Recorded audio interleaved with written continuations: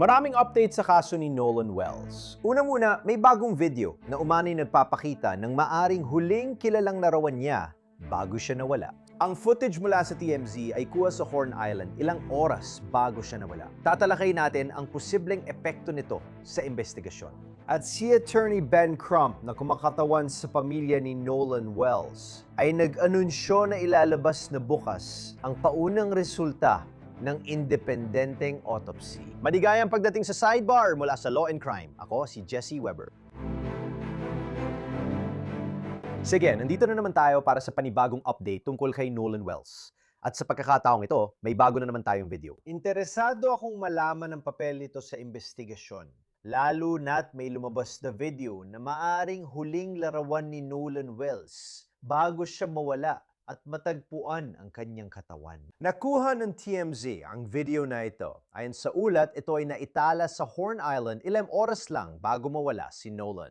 Naniniwala ang kumuha ng video na si Nolan iyon. Dahil dito, dinala nila ito sa tanggapan ng sheriff at ipinakita sa pulis. Kung si Nolan niya, tanong mo, bakit naniwala ang mga tao na siya yon? Hindi naman nakikita ang mukha niya sa video, kaya bakit iniisip ng iba na siya yon? Ano ang ibig sabihin nito sa nangyari? Kaya dito ako magsisimula. Mula nung huli tayong nag-usap tungkol sa kasong ito, marami na nangyari. Halimbawa, ngayong linggo lang, inilibing si Nolan ng kanyang pamilya at mga kaibigan.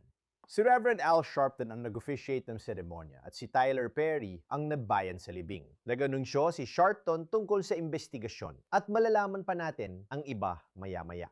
Pero alam din nating kasali ang FBI at iniimbestigahan nila ang mga di umano'y banta laban sa mga taong konektado sa kaso. Ngayon, ang mga detalye tungkol sa mga sinasabing banta na ito, kung ano ang nilalaman at kung kanino ito ipinadala. Pero ang alam natin ay iniimbestigahan ito ng FBI. Tungkol naman sa telepono, ang telepono ni Nolan, nasa pamilya nila ito. At matapos nilang sabihin na naniniwala silang maaring may na-delete na data mula sa teleponong yon, inanunsyo na i-inspeksyonin nila ang teleponong yon, kasama ang mga investigador ng Estado at ang sarili nilang mga eksperto mula sa pamilya.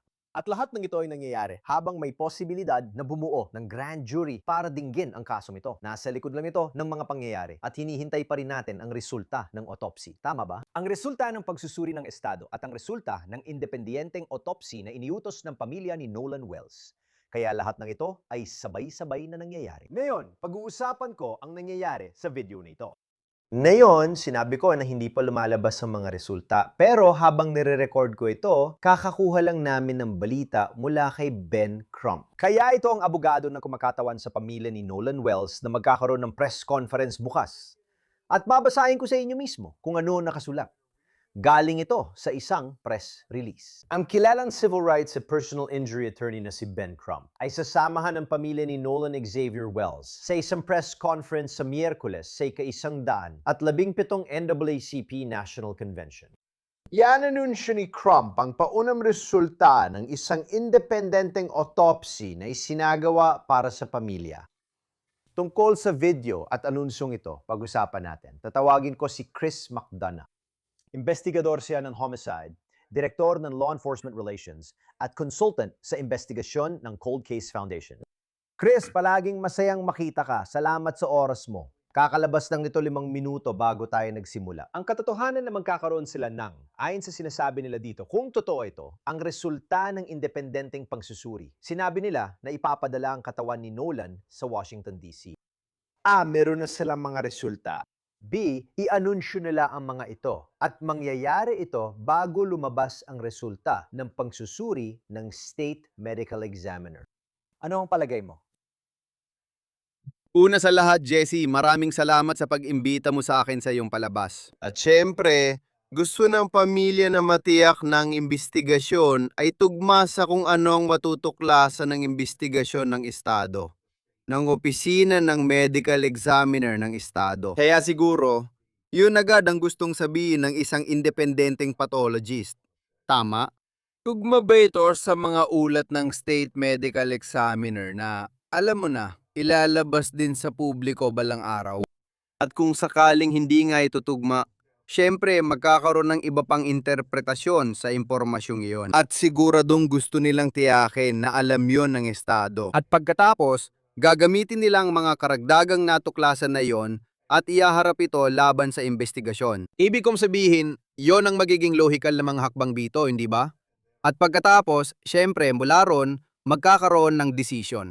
Ano pa bang mga karagdagang pangsusuri ang dapat gawin? Anong ibang ebidensya pa ang dapat tingnan o imbestigahan? At kung sakaling may makita ng anomalya sa pangalawang autopsy, syempre gugustuhin nilang alam mo na, tiyakin ang lahat ng dapat suriin.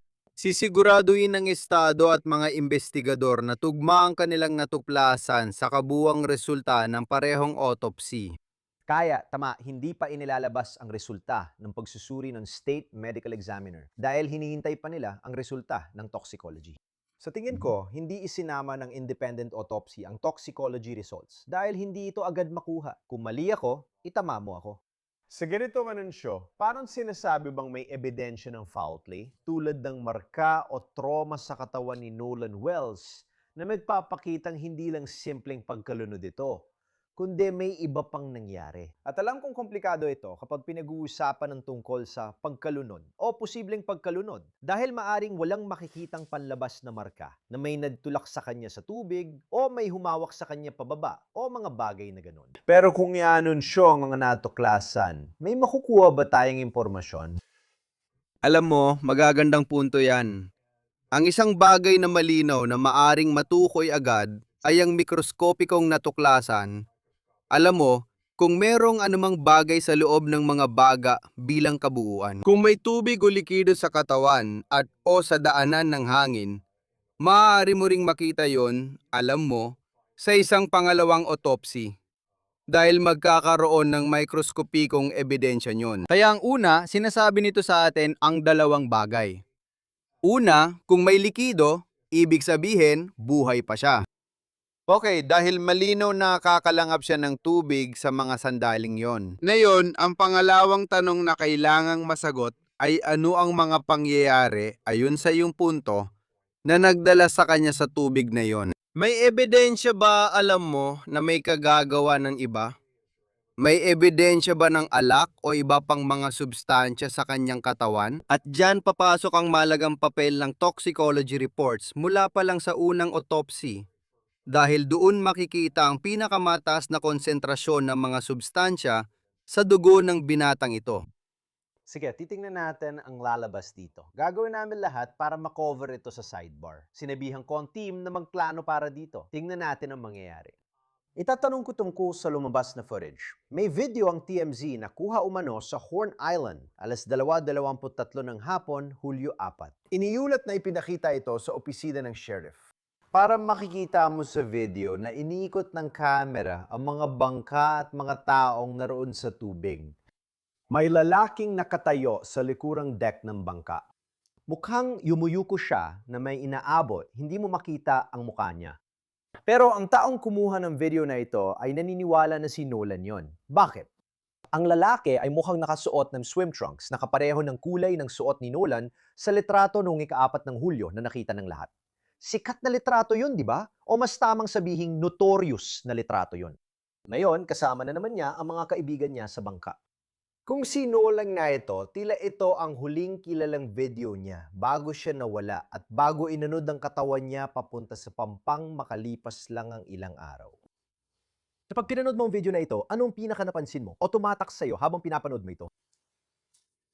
Sa totoo lang, ang unang tumatak sa akin ay, una sa lahat, ito ay patunay na buhay pa siya noon. At kung siya nga talaga yon, alam natin na buhay pa siya sa petsa at oras na yon based sa metadata na makukuha nila mula sa particular na video na yon. Ang pangalawang bagay na napansin ko ay napapalibutan siya ng iba pang mga bangka sa oras na yon. Ibig sabihin, maaari mo ring makuha ang GPS data kaugnay ng mga taong nasa paligid niya mula sa iba pang mga bangka na yon. Kaya ngayon, natutukoy kung nasaan lokasyon siya sa tiyak na oras na yon. At sinasabi rin ito sa atin na kung siya nga talaga yon, ano ang kinukuha niya sa likod ng bangkang yon? Kaya may iba't ibang impormasyon kang makukuha mula sa katotohanang maaring nakayuko siya, may kinukuha mula sa cooler, tulad ng tubig o iba pa. Sino bang nakaalam kung anong substansya yon?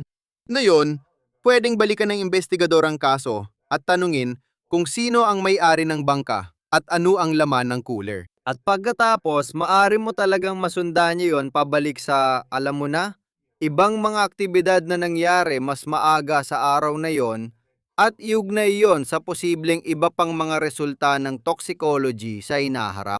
Kung ito man ay isang substansya gaya ng alak o iba pa at hindi pa natin alam, sige, pero yan ang mga bagay na maaari mong makuha rito. Pero mas mahalaga, makukuha mo ang metadata mula sa GPS ng lahat na ibang bangka sa paligid doon. Pagkatapos, pwede mo na lang iugnay yon sa kung saan nahanap ang katawan niya at pag-ugnayin ang mga yon. Paano ito napunta mula punto A? Paano siya napunta mula punto A hanggang punto Z at subukang buuin ang palaisipan na yon? Hula, ang video ay naitala ng alas 2:23 ng hapon, tama? Sabi ni Ben Crump, huling nakita si Nolan sa isla ng alas 3 ng hapon. Wala pa akong nakikitang salungat na ulap. Mukhang alas 3 ng hapon nga ang oras. E yon ang naririnig natin. Maaring may magbago. Naniniwala kaming umalis ang bangka bandang alas 4:31 ng hapon. Haya may halos 2 oras na pagitan mula sa video na ito at sa oras na umalis ang bangka na tila wala siya. Isa pang bagay, mukhang ipinapakita ng video na ito na si Nolan ay nasa isang bangka. Iyon ba ang bangka na sinakyan ng mga kaibigan niya? Sa notorious na litrato ng Hulyo 4, makikita siyang kasama ang mga kaibigan sa bangka. Mukhang ibang bangka ito sa video, maaring may ibang mga tao rin. Ano sa tingin mo? Hindi ako sigurado pero iniisip ko lang. Hindi, maganda yung punto mo. Kasi isa talaga yan sa mga bagay na gusto mong i-match sa video na ito. Pwede mong tingnan ang estruktura ng bangka para makita kung sino ang gumawa at iba pang detalye. At saka ang isa pang bagay na ipapakita nito, halimbawa lumabas sa bagong autopsy na may ebidensya ng trauma, kunyari lang, di ba? May mga sugat na palatandaan ng kalalaban, sugat sa leeg, o panloob na sugat ba? Kasi kapag may taong napunta sa tubig, alam mo, may mga gasgas at galaw o mga sugat na nangyayari dahil sa paggalaw at posibleng pagkakatali mismo. Tama ba? Hayaan mo ring sabihin, teka muna, sa particular na video na ito, wala tayong nakikitang ebidensya ng ganitong mga uri ng sugat. Okay? Kaya dapat mo ring isaalang-alang yon ng mabuti, lalo na kung ito talaga ay isang magagamit na ebidensya na lumitaw ngayon.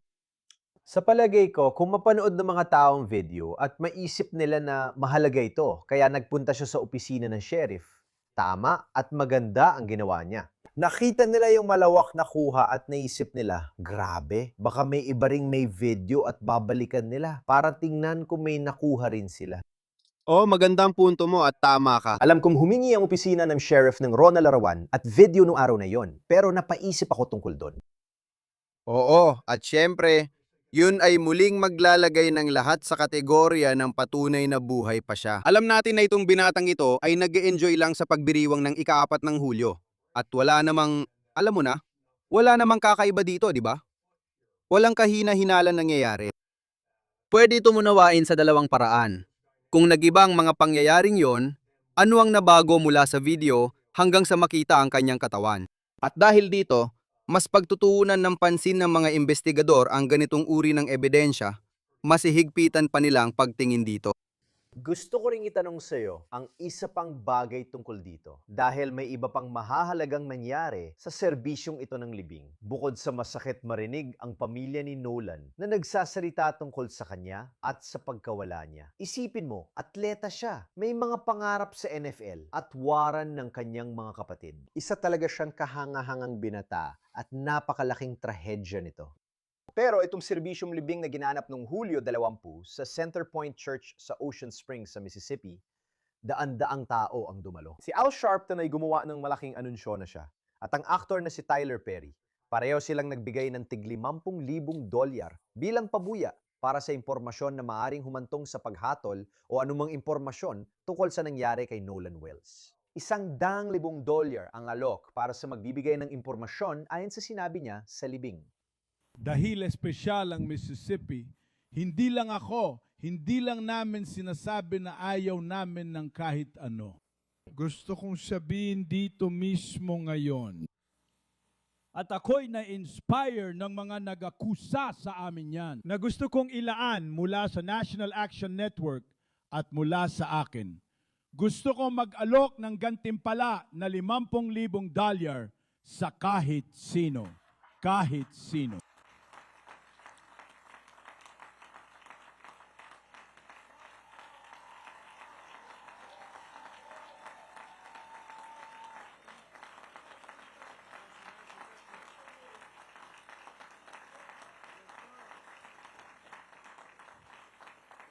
Gusto kong magalok ng gantimpala na $50,000 para sa sinumang makakapagbigay ng impormasyon na magdudulot ng pag-aresto at pagkakahatol sa kaso ng nangyari.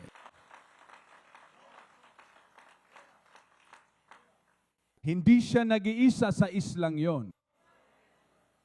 May nakakita at may nakakaalam ng isang bagay. Hindi ako pumunta dito para kumita, kundi para magbigay ng pera. Tumayo ka at magsabi ng totoo. Ano man yon, mabuti man o masama, hindi natin huhusgahan agad. Pero hindi natin ito matatapos hanggat hindi natin alam ang lahat ng mga detalye. Hayaan ninyong sabihin ko kina Christine at Elmo, bago natin gawin ang panalangin ng paghahatid, at samahan palabas ang pamilya, may natanggap lang akong text. Christine at Elmo, alam niyo ba, si Tyler Perry daw ang sasagot sa buro. Siguro nanonood siya kasi sabi niya, itatapat niyang ibibigay ko at magdadagdag pa siya ng $50,000. Kaya maglalabas kami ng $100,000 para sa sinumang kusang lalapit. Gusto lang namin ang katotohanan. Yun lang. Chris, ang $100,000 na pabuya ay medyo malaki. Paano nito naapektuhan ang investigasyon? Nakakagulo ba ito para sa mga investigador? Sa kasamaang palad, pwedeng maging positibo o negatibo ito sa ganitong kaso. Dahil ang uri ng impormasyon na gusto mong may maglahad ay malamang na napakalimitado lang. Kaugnay nito, kung ito ay, alam mo, may kinalaman sa krimen sa anumang paraan, ang mga individual na magsasalita ay malamang na hindi mahihikayat ng pabuya. Gayunpaman, may pangalawang antas sa mga investigasyon na ganito para sa mga individual na, alam mo, nag-iisip pa tulad ng sinabi mo kanina, may video sila, alam mo, at ayaw pa nilang isumite dahil hindi sila sigurado. O iba pa, maaring maikayat ng pabuya ang mga ganitong tao na lumantad at magsabi, "Uy, di ko alam kung may kinalaman ito. Pasensya na at itinago ko ito ng matagal, pero heto na." Kaya sa positibong banda, alam mo, maaring maging kapakipakinabang talaga ang isang reward fund. Pero sa karamihan ng mga kasong inawakan ko, sa totoo lang, ang mga reward fund ay hindi talaga nagbunga ng magagandang resulta. Palaging marami at laging may posibilidad ng maling o peking impormasyon, lalo na sa high-profile na kaso. Habang nandito ka, pwede ba kitang tanungin tungkol sa telponyo ni Nolan? Sa tingin ko, mahalagang ebidensya na wala siya ng telponyo niya. May mga usap-usapan kung bakit nangyari yon. Sabi nila, normal lang daw na iniiwan niya ang telepono kapag pumapasok siya sa tubig alat tulad ng iba. Pero kung aalis siya mag-isa para makipag-usap sa dalaga, bakit di niya dala ang telepono niya? Alam natin na ang telepono umano ay nasa mga kaibigan niya. At nakuha ito ng pamilya at nakita nila ang Life 360 app. May alegasyon din na may mga datos na binura rito. Ngayon, magkakaroon ng sabayang inspeksyon ng teleponyo ayon kay Ben Crump na mga eksperto ng pamilya at ng mga investigador ng estado. May alinlangan ka ba rito? Oo, alam mo, ang telepono ay isang napaka-interesanteng ebidensya na iniwan ng binatang ito. Alam mo kasi, maaari mong sabihin gaya ng punto mo na, alam mo, nagdiriwang kayo sa tubig. Kaya dapat mong ilayo ang device na yon sa tubig o anumang likido. Pero sa kabilang banda, may pagbabago sa pag-uugali rito. Meron kang isang binatang lalaki na umalis, posibleng kasama ang isang dalagang babae, at pagkatapos ay bigla na lang nawala. Sige, at bakit niya iiwan ang kanyang telepono sa bangka kung totoong ang aalis siya gamit ang bangka ngayon sa isang punto? At gayon, kalaunan, natuklasan na hindi siya nagpakita at nai-report siyang nawawala. Pero nandyan lang ang kanyang telepono sa bangka. Malalaman ninyo. Kayang matukoy agad ng mga investigador, hindi lang GPS coordinates, kundi pati lahat ng data footprint mula sa teleponong yon. Pero kapag ilugnay mo ito sa aspeto ng pag-uugali, dahil ito ang kabilang bahagi ng kasong ito sa kabuuan. Kapag may ganitong misteryo, lalo na tungkol sa tubig, lagi nating tinatanong, ano ang nakagawiang galaw ng batang ito? Paano? Alam mo yon, itong binatang ito, paano siya kumikilos? Alam mo yon, lagi ba siyang kasama ng mga kaibigan niya? Ang sagot ay, oo. Interesado ba siya sa mga babae? Mabuti naman at normal niyang pinagdaraanan ng bahaging yon ng buhay niya. Matagumpay siya sa high school niya, alam mo yon, sa football at iba pa. Ito yung batang masasabi mong biktimang mababa ang risk profile. Binatang lalaki ito, mababa ang panganib. Kaya sisimulan mong tingnan ang mga risk factor na maaring harapin ng isang suspect o ng sinumang gustong manakit sa kanya. Pumunta ba siya sa isla na ito kasama ang dalagang yon at may isang tao ron na hindi siya gusto? Marahil dahil may kinalaman ng lahi dito. Sige? At nagkaroon sila ng away at siya ay nahulog sa tubig at pagkatapos ay nalunod. Alam mo, baka nawalan siya ng malay. At dito magiging napakahalaga ang pangalawang autopsy para makita kung may anumang uri ng pisikal na ebidensya sa kanyang katawan, halimbawa. Mga sugat na palatandang nagtanggol siya sa sarili, pinsala sa ulo tulad ng subdural hematoma o pagdurugo sa loob ng katawan. At yun mismo ang magsasabi sa atin kung talaga bang nagkaroon ng anumang uri ng alitan. At iyan ang uri ng ebidensya na gusto mong hanapin. Hanapin na maglalayo sa iyo mula sa aksidente papunta sa posibleng mas kahina-hinalang dahilan.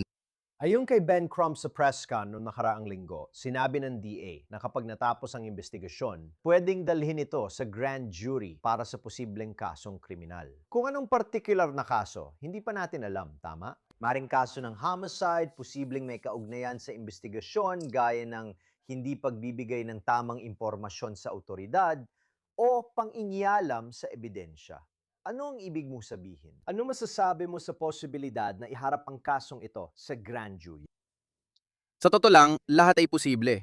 At kung sakaling, alam mo, nagsimulang magpahiwatig ang investigasyon na, teka, yung timeline, yung mga pahayag ng mga saksi, marami sa mga impormasyong yon ay hindi nagtutugma. Nagkaroon ako ng kaso noon kung saan may isang lalaki na nawala mula sa isang bangka at nakakita kami ng pulbos sa bangka.